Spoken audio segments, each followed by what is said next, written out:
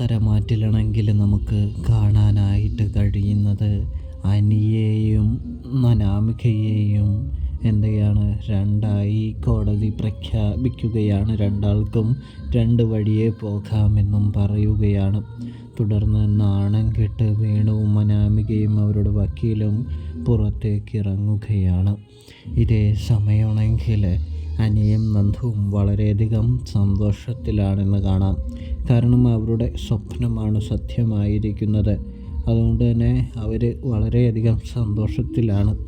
പക്ഷേ പുറത്തിറങ്ങി കഴിയുമ്പോൾ നമ്മുടെ അനാമികയോട് പറയാതെ പോകുന്നത് ശരിയല്ല എന്ന് തോന്നുന്ന അനിയാണെങ്കിൽ അനാമികയോട് വർത്തമാനം പറയാനായിട്ട് തുടങ്ങുകയാണ് എന്ന് കാണാൻ കഴിയുന്നുണ്ട്.